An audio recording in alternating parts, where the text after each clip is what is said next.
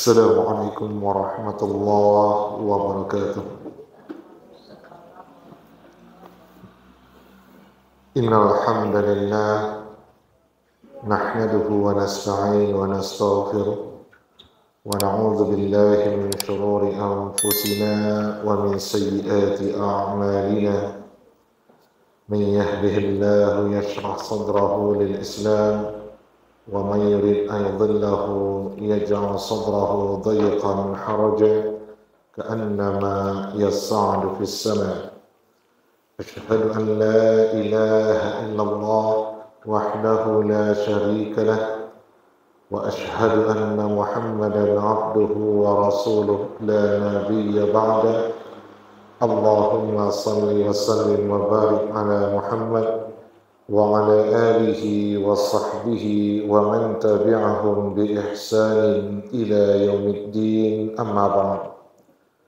Kaum muslimin, kaum muslimat rahimakumullah, puji dan syukur kehadirat Allah Subhanahu wa taala yang masih memberikan pada kita nikmat iman serta Islam.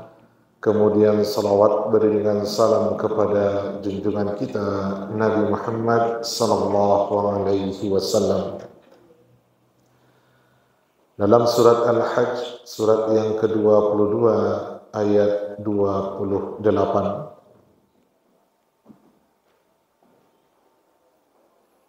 Surat 22 ayat 28.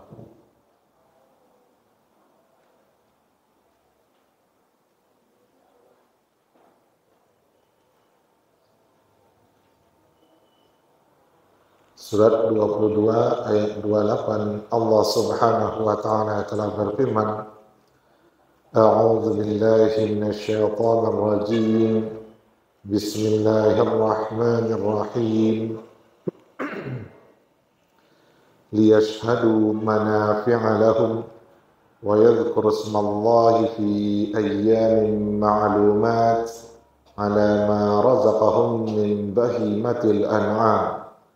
فَكُلُوا مِنْهَا وَأَطْعِمُوا الْبَائِسَ الْفَقِيرَ صَدَقَ اللَّهُ الْعَظِيمُ.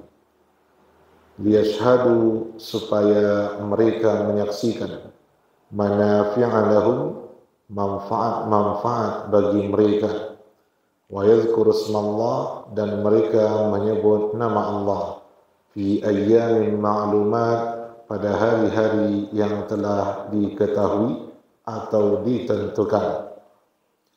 Ala ma razaqahum, atas apa yang Allah rezekikan kepada mereka, min bahimatil an'am, berupa hewan ternak. Fakulu minha, maka makanlah di antaranya atau sebahagiannya, wa at'imul ba'isal faqir, dan beri makanlah orang-orang yang kesulitan lagi fakir, supaya mereka menyaksikan kebaikan atau manfaat keuntungan bagi mereka, dan mereka menyebut nama Allah pada hari-hari yang telah ditetapkan atas rezeki yang Allah berikan kepada mereka berupa hewan ternak. Makanlah sebahagian dan berikanlah kepada yang lain, kepada orang-orang yang kesulitan, kemudian orang-orang fakir sebahagian lainnya. Ayat ini berhubungan dengan ayat sebelumnya, ayat 27. Dalam ayat 27, ya, serulah manusia untuk melaksanakan ibadah haji, supaya mereka datang, baik yang berjalan kaki maupun yang naik kendaraan, semuanya datang dari setiap penjuru yang jauh, min kulli fajjin amin. Nah, untuk apa manusia datang dari tempat yang jauh ke kota Mekah untuk melaksanakan ibadah haji atau untuk melaksanakan manasik haji? Manasik, amalan-amalan yang disyariatkan di dalam ibadah haji. Nah, mereka semuanya datang dari segala penjuru mata angin, datang ke satu tempat dalam menjalankan perintah Allah.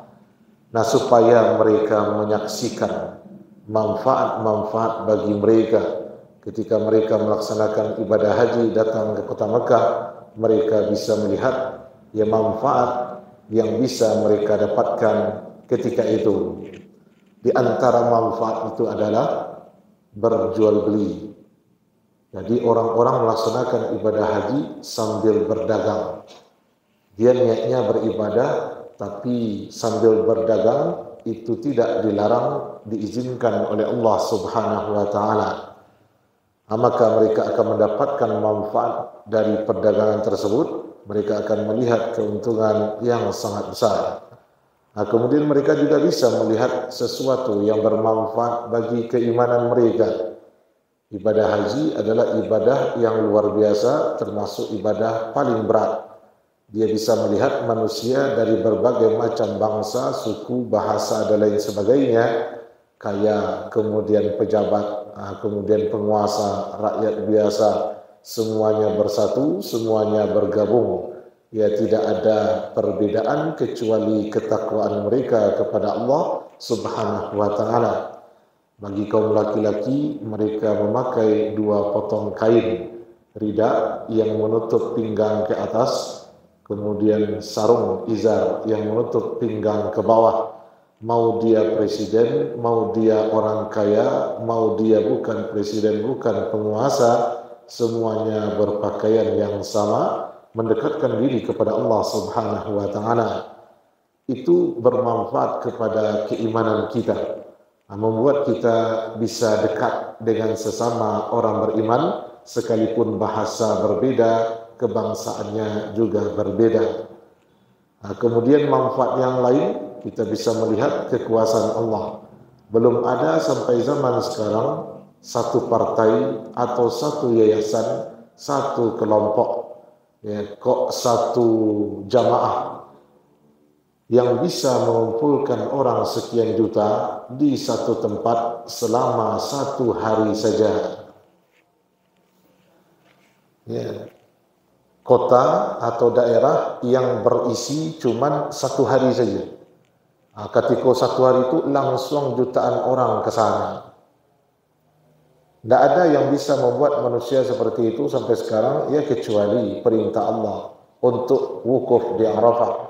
Nah, perintah wukuf di Arafah membuat mereka datang ke tempat yang hanya berisi bulan Zulhijjah tanggal 9 saja. Kalau bukan karena keyakinan mereka kepada Allah, ya untuk apa pula mereka datang ke sana.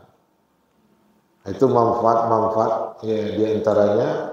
Kemudian ada yang memahami supaya mereka menyaksikan manfaat, supaya mereka menyaksikan penyembelihan kurban mereka. Jadi ada yang menjadikan ayat ini sebagai dalil untuk menyaksikan penyembelihan hewan kurban. Jadi perintahnya, kata mereka, adalah wajib. Orang yang berkurban wajib melihat penyembelihan hewan kurbannya. Kalau dia mewakilkan penyembelihan kepada orang lain atau kepada semacam kepanitiaan, maka yang kurban disuruh untuk menyaksikan kurbannya. Nah, padahal ayat ini bukan menyaksikan kurban, tetapi menyaksikan manfaat. Bisa jadi kurban itu masuk di dalamnya, bisa jadi tidak. Tapi kalau ini akan dijadikan sebagai ayat untuk mewajibkan menyaksikan penyembelihan, nah itu terlalu berlebihan, masih belum cukup. Tak puas kalau cuma ikut dalil. Padahal maknanya bukan menyaksikan penyembelihan kalau disesuaikan dengan ayat sebelumnya. Kemudian bagi yang berpendapat ini perintah untuk menyaksikan korban disembelih, mereka menambahkan hadis Nabi. Hadis Nabi yang sangat lemah, dhaif jiddan. Ya, bukan hanya lemah saja, tapi lemah sekali. Ketika hadis itu di dalam sanad, di dalam matannya mengatakan Rasulullah sallallahu alaihi wasallam mengatakan kepada Fatimah, "Ya Fatimah, qumi ila udhiyatik." Wahai Fatimah, saksikanlah kurbanmu disembelih. Pergilah menyaksikan kurban disembelih. Ya, kemudian ketika menyaksikan penyembelihan, wa quli, bacalah, inna salati wa nusuki wa mahyaya wa mamati lillahi rabbil alamin. Nah, para sahabat yang mendengar perkataan Nabi tersebut bertanya, "Ya Rasulullah, apakah itu khusus untuk keluarga engkau saja atau untuk kaum muslimin? Nabi menjawab, itu berlaku untuk kaum muslimin, bukan hanya untuk keluarga beliau saja. Nah, hadis ini lemah, ya, sehingga tidak bisa ditetapkan sebagai dasar untuk menetapkan hukum taklifi, yaitu kewajiban bagi orang yang berpendapat melihat penyembelihan hukumnya wajib. Nah, ayat 28 kemudian ditambah hadis tadi, sebagian menjadikannya sebagai alasan kalau menyaksikan penyembelihan itu wajib hukumnya, sehingga kalau tidak disaksikan dia berdosa. Ada juga yang mengatakan tidak sah kurbannya kalau dia tidak saksikan. Nah, maka banyak saudara-saudara kita yang terpengaruh dengan pendapat tersebut, sehingga mereka yang sebelumnya berniat untuk berkurban di negeri yang jauh, karena di negerinya kurban sudah berlimpah ruah, di kampungnya orang-orang yang berkurban sangat banyak, sehingga semuanya sudah mendapatkan jatah kurban. Namun dia ingin di tempat-tempat yang sedang kesulitan, dapat bencana, kemudian yang jarang kurban di sana, atau tempat di mana saudaranya sedang dizalimi, dia tidak jadi berkurban dengan alasan awak harus mencelik, kalau tidak karena nyawa, sehingga mereka batalkan niatnya untuk berkurban di tempat lain. Begitu juga dengan orang-orang yang merantau, di kampungnya dia berkurban, sekarang dia berkurban di tempatnya sendiri. Sebenarnya itu lebih utama, berkurban di tempat kita tinggal, tempat kita berdomisili, itu yang lebih utama. Karena orang-orang miskin yang ada di tempat tinggal kita, itu lebih berhak mendapatkan daging kurban dibanding orang-orang miskin yang jauh dari tempat kita berdomisili. Yang dekat dapat, kalau masih ada kelebihan silakan yang jauh dapat. Tidak wajar kalau yang jauh dapat tapi yang dekat tidak dapat. Seandainya ada yang berkurban di tempat yang jauh, sementara yang dekat-dekat dia tidak dapat, kurbannya sah, tetapi meninggalkan mana yang lebih afdal, meninggalkan mana yang lebih utama. Nah, oleh karena itu ketika anak kita yang merantau itu berkurban di tempat dia tinggal, itulah yang lebih utama. Kalau dia ingin berkurban pula di kampung halamannya, dipersilakan. Tapi karena dia mendengar ada pendapat harus menyaksikan penyembelihan, maka dia tidak berkurban di tempat yang jauh. Dia hanya berkurban di tempat dia menetap, silakan. Tapi itu bukan karena kewajiban harus menyaksikan. Karena menyaksikan itu bukan kewajiban. Itu perintahnya, ya tidak bisa kita pakai dalam hadis tadi. Kalau memang hadis tadi sahih, bisalah. Tapi sayang hadisnya tidak kuat, tidak bisa jadi hujjah. Paling minimal hukumnya anjuran, ya. Dianjurkan untuk menyaksikan penyembelihan hewan kurban kalau kita mewakilkan penyembelihannya kepada yang lain. Itu pun bagi orang yang mampu menyaksikan. Kalau jantungnya lemah, ajalah menyaksikan. Ampun tak telok celiak darah, menceliak lihinya disaik model tu, nangis perembo, ya. Kemudian dampuang jantung. Jangan sampai nanti sudah disembelih kurban, awak pingsan jadi korban pula Anda. Nah, oleh karena itu mampunya apailah, tidak mampunya wakilkanlah. Kan panitia dong, mau wakilkan kapak untuk menyaksikan penyembelihan kurban Anda. Mau ditalok dah. Itu Bapak dan Ibu, lihat syahadu itu. Dan manafi'id. Kemudian wa yadhkuru ismallah, mereka menyebut nama Allah fi ayyamin ma'lumat, di hari-hari yang telah ditentukan. Mereka berzikir kepada Allah, yazkurullah, berzikir dalam bentuk menyebut bisa, dalam bentuk perbuatan juga bisa. Kalau di dalam terjemahan Al-Quran bisa Ibu lihat, hari-hari yang ditentukan itu maksudnya adalah tanggal 10, tanggal 11, 12 dan 13 Zulhijjah. Fi ayyamin ma'lumat, hari-hari penyembelihan. Tanggal 10 ditambah dengan hari tasyrik. Penyembelihan dimulai sesudah salat hari raya Idul Adha sampai terbenam matahari di hari terakhir hari tasyrik, yaitu tanggal 13 Zulhijjah. Nah, itu disebut sebagai ayyamu aklin wa syurbin, hari-hari di mana kita makan dan minum, hari-hari di mana kaum muslimin mendapatkan hidangan dari Allah Subhanahu wa taala berupa memakan daging hewan kurban. Nah, berzikir menyebut bisa dalam bentuk takbiran. Terbenam matahari tanggal 9, maka malamnya sudah masuk tanggal 10, dimulailah berzikir menyebut nama Allah, takbirannya Allahu Akbar dan seterusnya. Bisa juga berzikir dalam bentuk melakukan amalan yang diperintahkan, yaitu penyembelihan, di mana kita menyebut nama Allah ketika kita menyembelih hewan kurban. Dan itu dilakukan pada hari-hari yang telah ditentukan. Nah, hari-hari yang telah ditentukan 4 hari, 10 sampai 13 Zulhijjah. Namun para ulama berbeda pendapat. Hari-hari yang ditentukan itu maksudnya apakah siang saja atau siang malam. Nah, perbedaan pendapat ini terjadi karena ada lafaz yang maknanya lebih dari satu. Lafaz mustarak, yaitu lafaz ayyam. Ayyamun, itu jamaknya yaumun. Yaumun itu bahasa kitanya hari. Kalau terjemahnya hari, ayyam hari-hari. Ayyamun jamak dari yaumun. Nah, arti dari yaumun adalah hari. Nah, sekarang fi ayyamin, dalam beberapa hari. Kalau dalam bahasa Arab jamak itu lebih dari 3 atau lebih itu jamak namanya.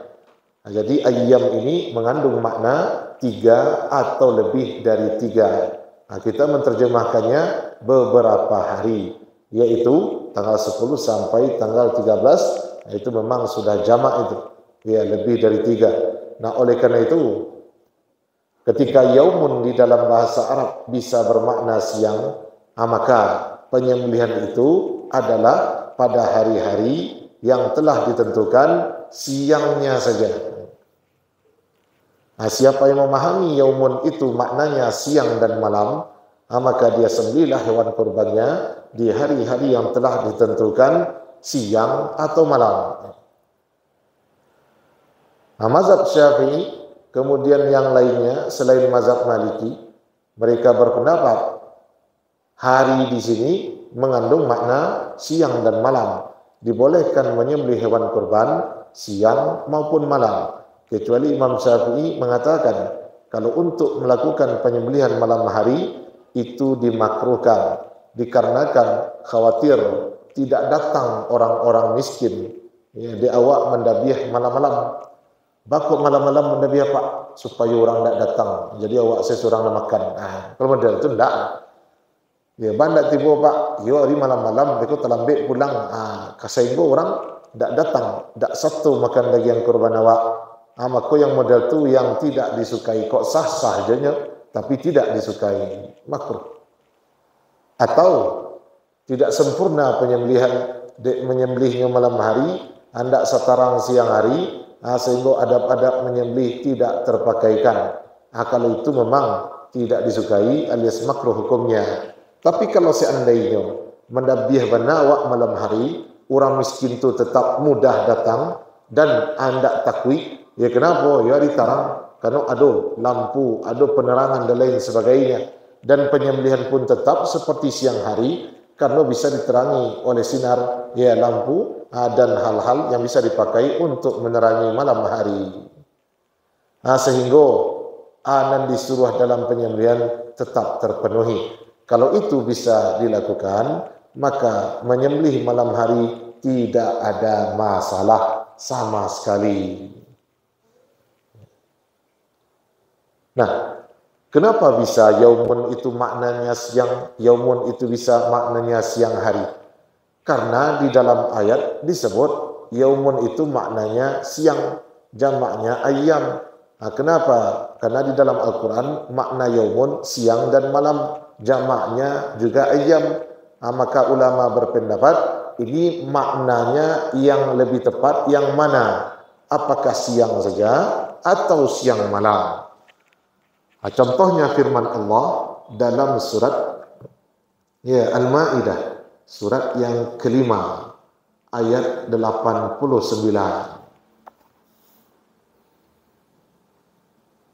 Surat kelima ayat 89.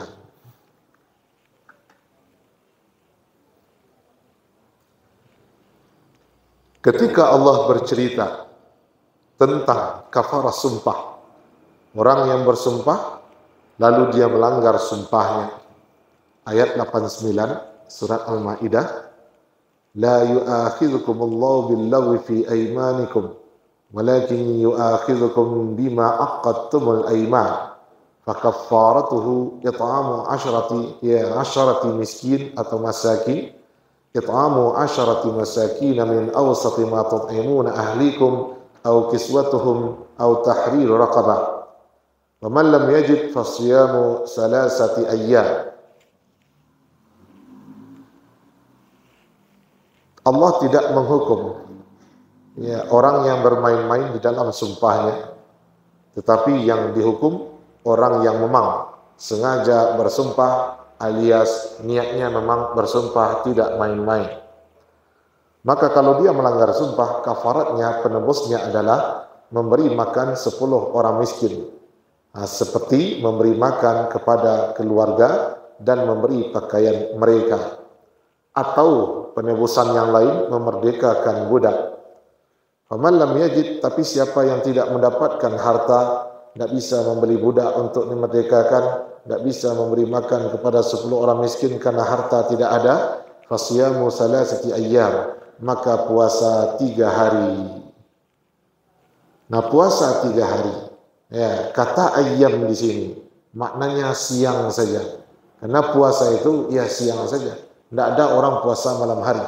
Menahan dari yang membatalkan sampai terbit fajar, dari terbit fajar sampai terbenam matahari, itu berlakunya hanya siang saja.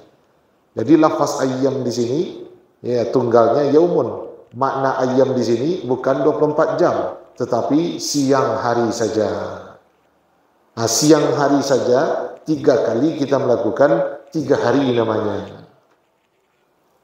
3 kali 24 jam, tidak. Sehari itu barang 24 jam. Tapi dalam bahasa Arab, sehari itu bisa makasihnya siang saja. Ya. Ini dalil tentang makna ayyam siang. Malam tak masuk. Ya, kenapa? Karena puasa siang saja, malam tak. Nah, kemudian dalam surat Ali Imran, surat yang ketiga, ayat 41.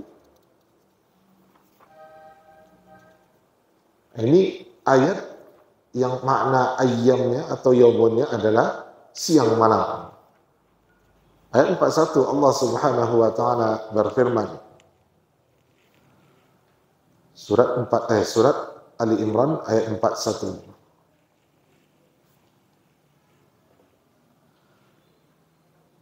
Qala rabbi ij'al li ayah.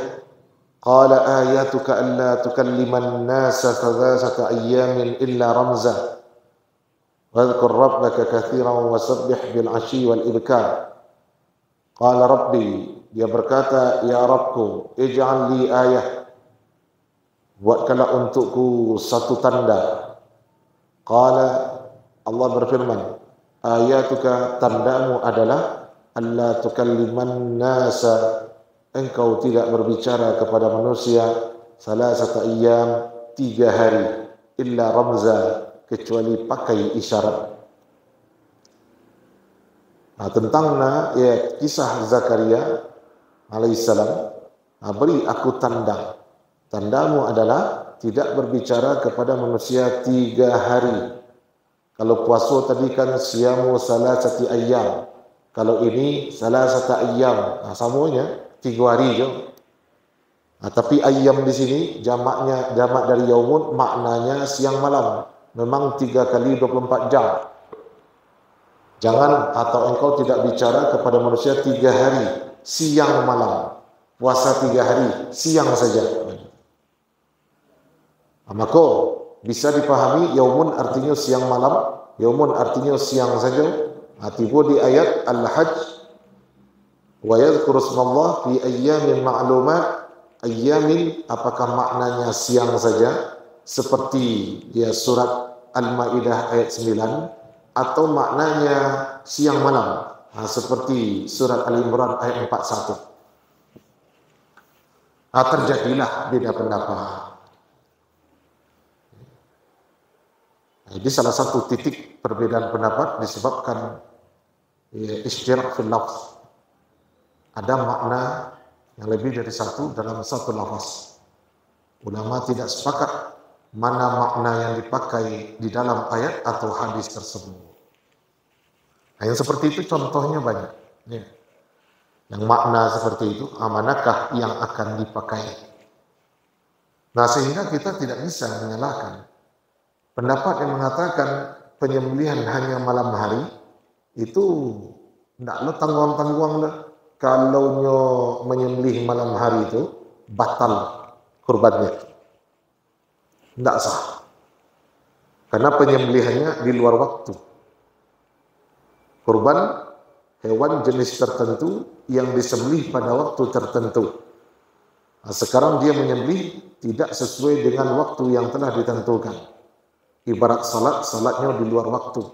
Maka wajar kalau yang berpendapat ayam di situ maknanya siang saja, tidak boleh menyembelih malam hari, tidak sah kalau didabi malam hari. Malikiyah.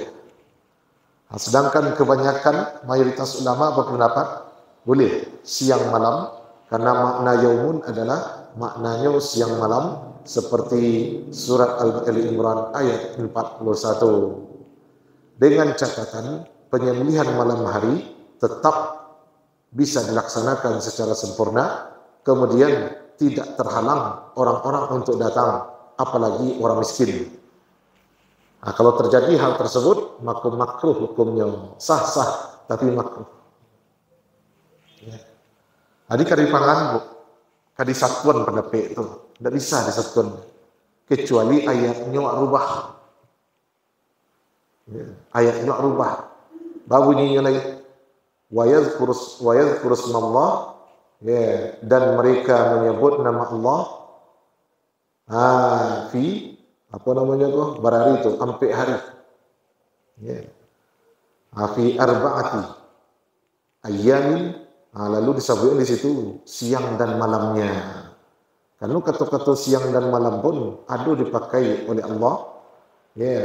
Tidak menyebut ayam saja, tapi siang dan malam, an-nahar, al-lail wan-nahar, lail malam, kemudian nahar itu siang.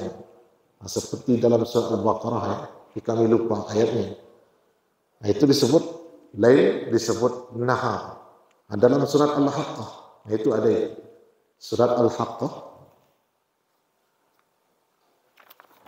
surat yang ke berapa?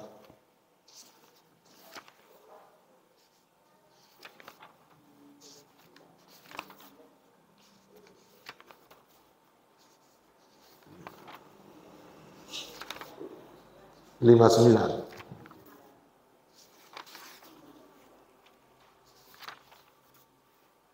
Surat berapa? 69. Ayat 7.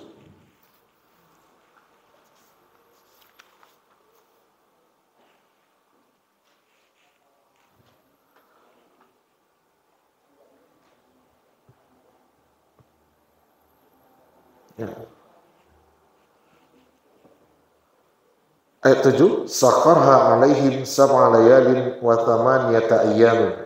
Ini ayamnya maknanya siang juga. Sakharha alaihim sab'a layalin wa thamaniyata ayyam. Allah menimpakan atas mereka angin yang sangat kencang itu. Sab'a layalin 7 malam. Thamaniyata ayyamin 7 hari atau 7 siang. Malamnya 8 siangnya 8 hari.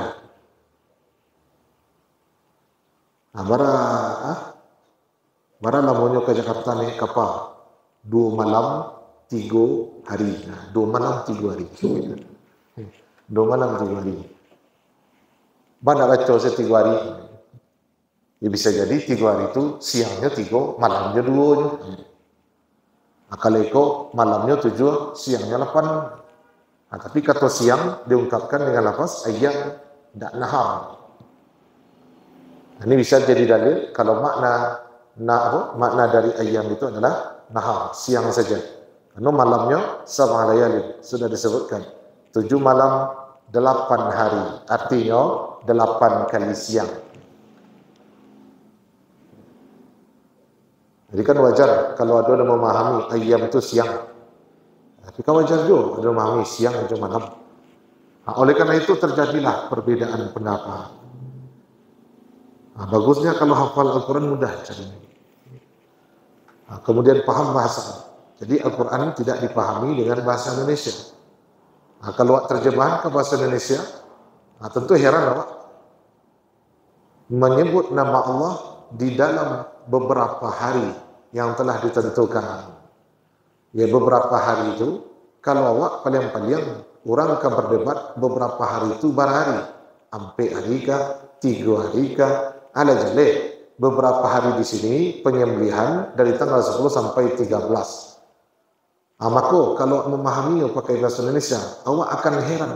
Bakok berbeda pendapat ulama, boleh siang atau boleh malam. Ya, karena dalam bahasa Arab, yaumun itu bisa maknanya siang, yaumun itu bisa maknanya siang malam. Tapi kalau pakai terjemahan, pakai memahami bahasa Indonesia, kok beda orang di situ. Nah, sehingga ulama aku beda-beda sekarang. Tidak bisa ada sepakai. Ya, tidak bisa sepakai. Karena maknanya mengandung, ya, bercabang. Tidak cik saja. Nah, kalau disambut, mereka menyebut nama Allah dari tanggal 10 sampai 13, selesai. Kalau bahasa Indonesia, ya lewat. Nah, cuman kalau pakai bahasa Arab, yaumun, siang atau malam. Ada mu siang, enggak, ada mu siang malam. Ya sudah. Nah, oleh karena itu, terjadilah perbedaan pendapat tentang waktu penyembelihan, apakah terbatas siang saja, atau terbatas pada tidak terbatas pada siang saja, siang malam. Itu makna dari wa yadhkuru smallah fi ayyamin ma'lumah. Penyembelihan itu di hari-hari yang telah ditentukan. Hari tasyrik ditambah tanggal 10. Nah, kenapa mereka menyembelih? Untuk bersyukur atas rezeki yang Allah berikan berupa hewan ternak. Ya, ini berkali-kali disebut. Ya, tidak sekali ini saja. Kenapa kita menyembelih? Disebutkan atas rezeki yang Allah berikan kepada mereka berupa hewan ternak. Nah, itu juga disebutkan dalam ayat 34 surat Al-Hajj. Balik lagi surat Al-Hajj tadi ayat 28, sekarang ayat 34.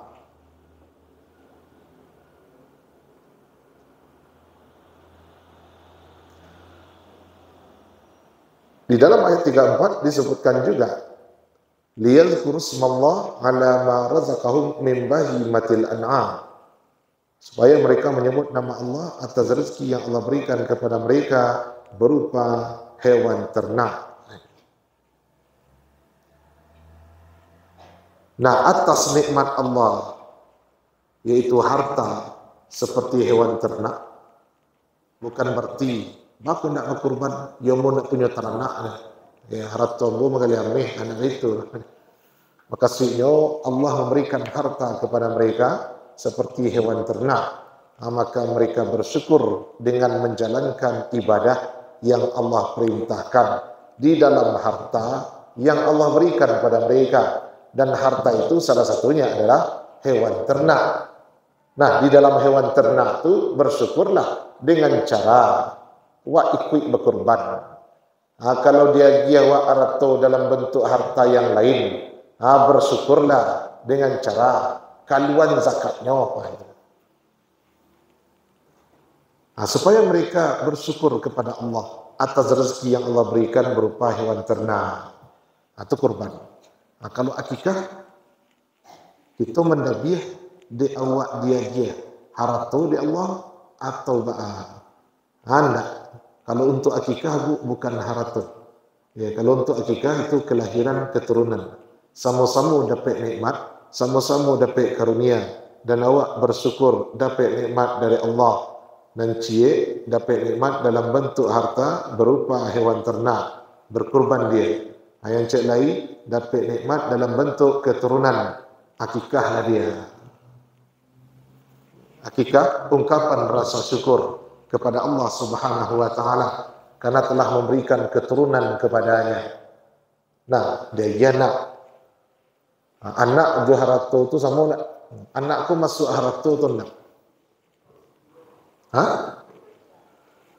Anakku Harato atau tidak? Ha? Iyo, masuk Harato tu. Bisa dijual tu. Kerana mau Harato bisa pindah tangan bu. Karena Harato itu sesuatu yang dikuasai secara penuh dan bisa dimanfaatkan menurut fungsinya biasa. Fungsinya itu alat transportasi. Bisa dapat awak fungsi itu, bisa. Bisa awak milikinya, bisa. Harato nemu. Jadi ada auto, bisa awak punya, awak miliki, bisa. Baca awak milikinya, bali. Kalau awak bali, awak punya tu, yo. Penuh punya awak tu, yo. 100% awak pemiliknya, yo. Kemudian manfaatnya untuk transportasi, berpindah dari satu tempat ke tempat lain. Bisa awak dapat manfaat tu dari nanuk Bali tadi, bisa. Tu Harato dulu. Kalau anak nak Harato. Sebab kalau Haratonya tu, dijual bisa. Jadi komoditi. Oleh karena itu perbedaan kurban dengan akikah diantaranya itu. Kalau kau dalam rangka mensyukuri harta yang Allah berikan, seperti hewan ternak, kalau kau dapat keturunan. Ya, makanya Islam itu turun menjaga 5 perkara. Agama, kemudian akal, kemudian jiwa, kemudian harta, keturunan. Harta keturunan dibedakan. Kalau masuk keturunan itu ke harta, tak perlu sampai itu. Hifzul din, hifzul nafs, hifzul akal. Hifzul mal, hifzul nasal. Satu perintah syariat itu tujuannya untuk nalimo tu. Menjago nalimo tu. Kalau untuk menjago agama, ada perintah berjihad. Karena awak diserang orang, ingin dihancurkan Islam oleh musuh, ada perintah berjihad. Itu contohnya menjaga agama. Kalau menjaga akal, dilarang minum yang merusak akal. Dilarang mengkonsumsi yang merusak akal. Itu syariat untuk menjaga akal. Menjaga jiwa, dilarang melakukan hal-hal bunuh diri, meminum racun, merusak diri sendiri, itu untuk menjaga jiwa. Kemudian menjaga harta, disuruh awak untuk mencari harta dengan cara halal, disuruh menghabiskannya di jalan Allah, dilarang awak berfoya-foya, dilarang mubazir, dilarang menyia-nyiakan harta, itu namanya menjaga harta. Kemudian menjaga keturunan, dilarang berzina, dilarang mangki anak, jangan nasabkan anak orang kepada awak, kacau nasab beko, kacau sia mahram, kacau sia ahli waris. Itu namanya menjaga nasab keturunan. Kecuali perintah itu sebenarnya 5 itu sebenarnya. Ad-daruriyatul khams.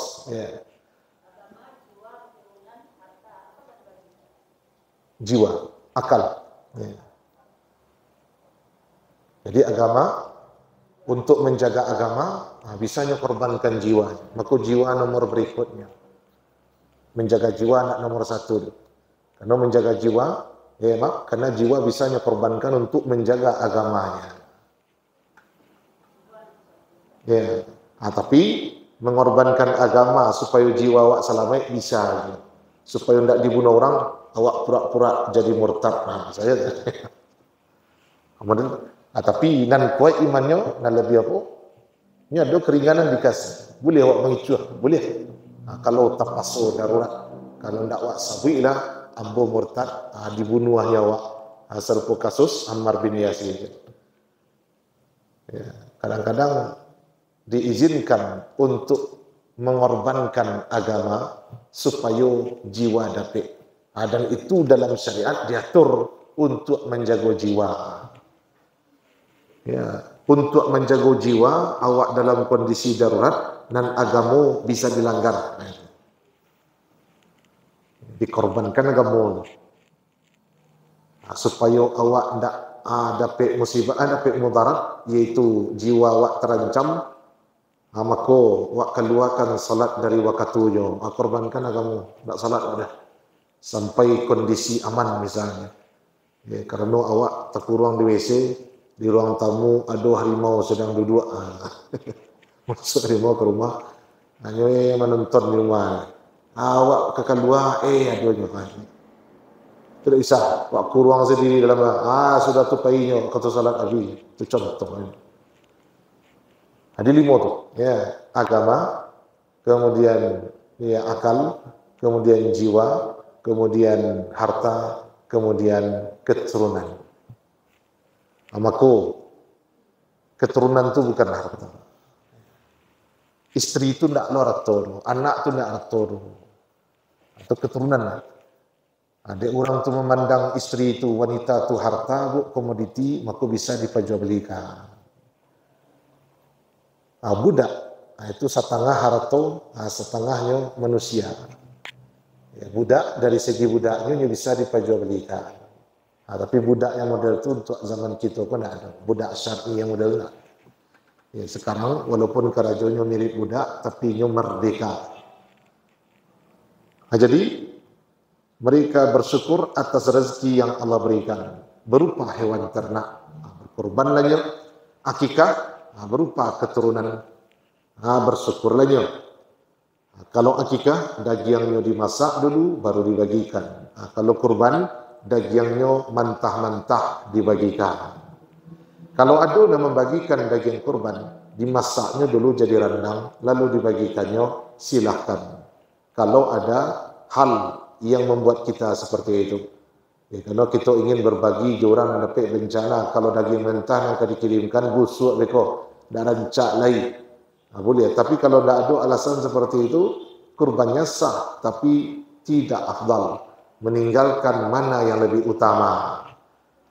Begitu juga akikah, kalau dibaginya mentah, meninggalkan mana yang lebih utama. Kemudian kalau kurban itu berkaitan dengan hari raya Idul Adha, hari tasyrik. Sedangkan akikah berkaitan dengan kelahiran. Tulang belulang hewan akikah jangan dihancurkan, jangan dicancang. Tulang belulang hewan kurban silahkan dicancang-cancang. Ya, untuk memperbanyak sedekah orang dan berkurban. Kemudian untuk orang yang akikah, itu yang lebih diutamakan tetangga-tetangga sekitar kita.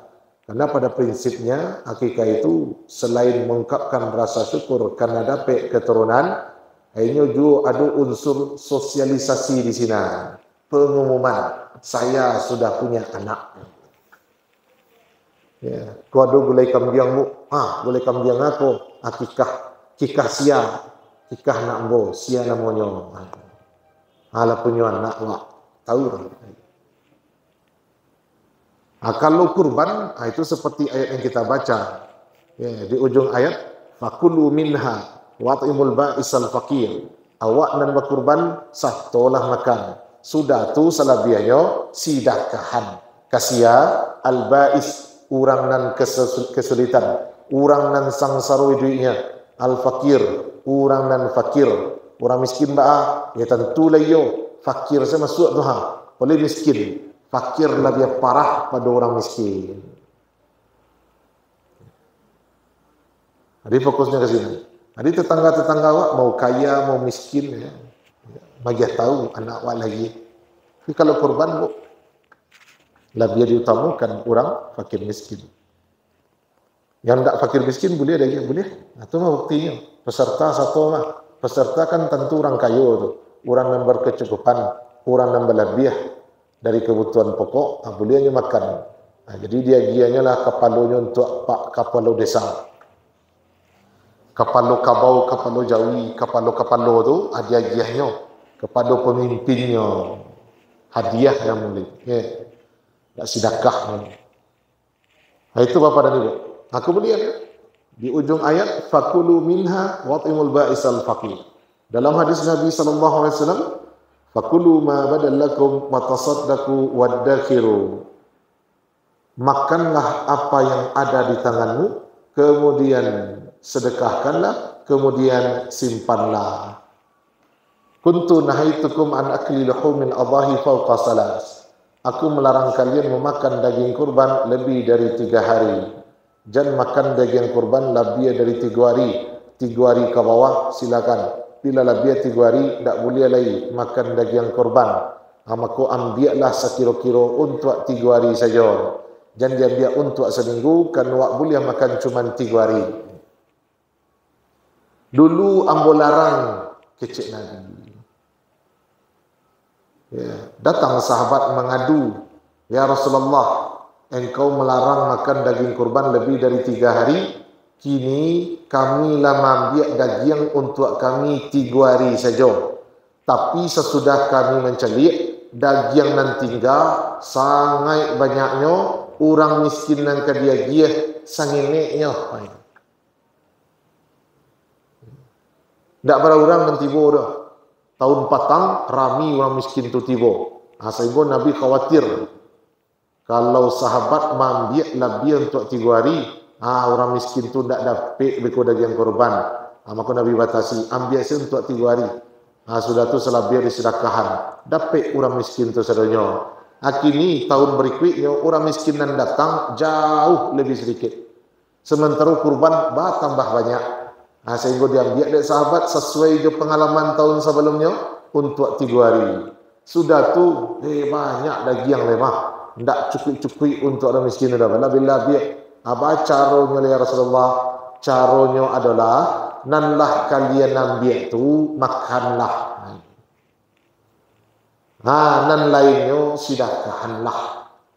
Masih balabih simpanlah. Ada dilarang lain lebih 3 hari? Tak. Kau nak diambil untuk 3 hari, makanlah.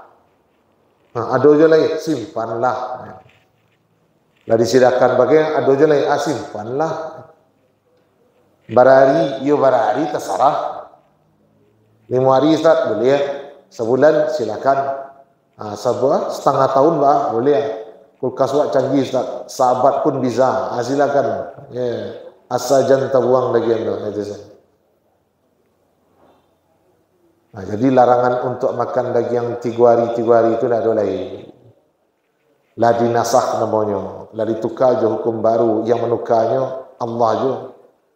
Jadi Nabi dulu melarang makan 3 hari itu lebih dari 3 hari untuk menenggang orang miskin. Maka disebutkan di dalam ayat min ajlid dafah. Ambo larang kalian tu dek kerana orang miskin. Ini orang miskin tu nak tibonya. Mungkinlah kayonya atau lah berkorban lo di kampungnya. Maka simpanlah. Biarlah makan yang lah diambil tadi. Kemudian sedekahkanlah. Yang lain simpanlah. Maka kalimat waddakiru menjadi penukar. Menjadi nasikh. Bagi larangan makan dari 3 hari. Itu Bapak dan Ibu. Jadi hadisnya sahih itu. Melarang makan daging korban lebih 3 hari itu hadisnya sahih. Cuman tak bisa diamalkan lain. Kenapa? Karena nyala dinasakh.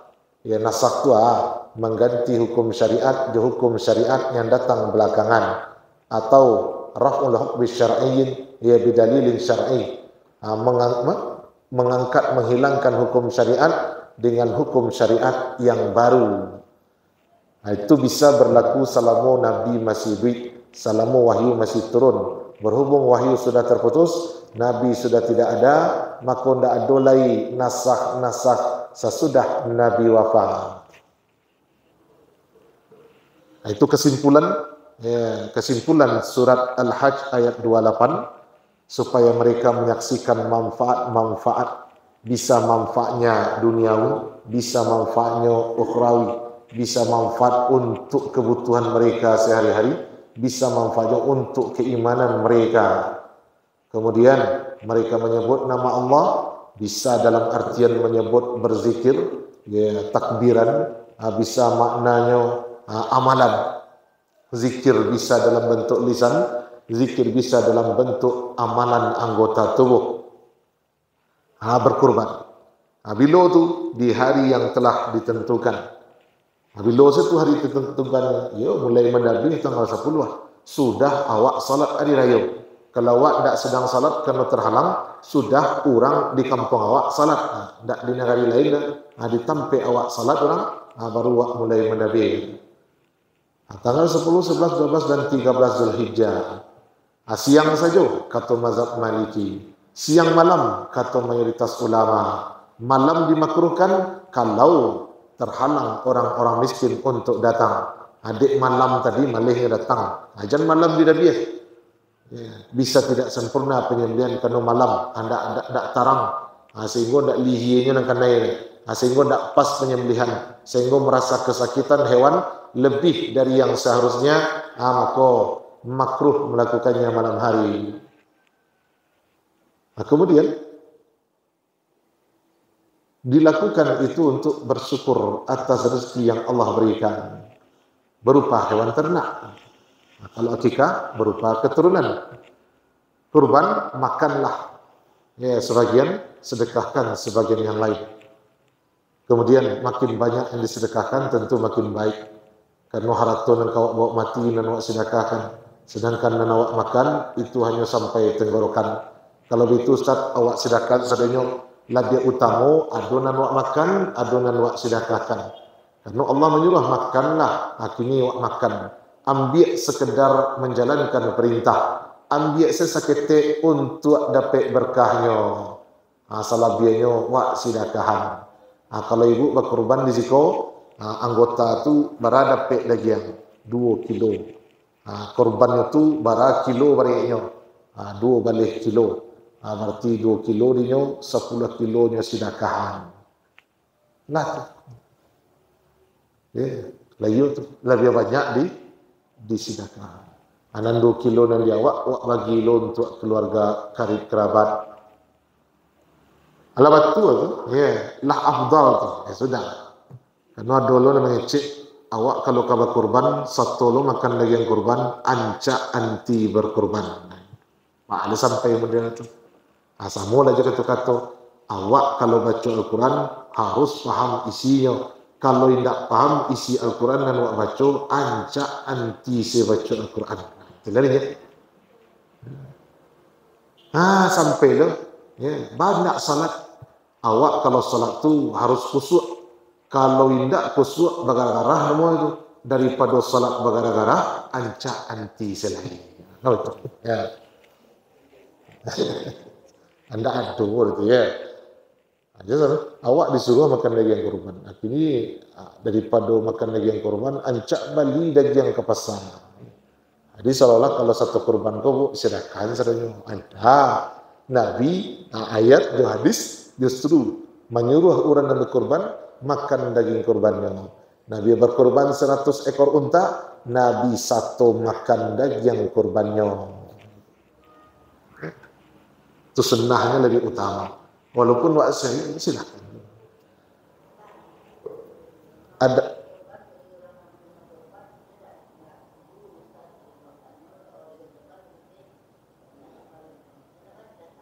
itu kan kondisinya tidak normal. Lain kondisinya.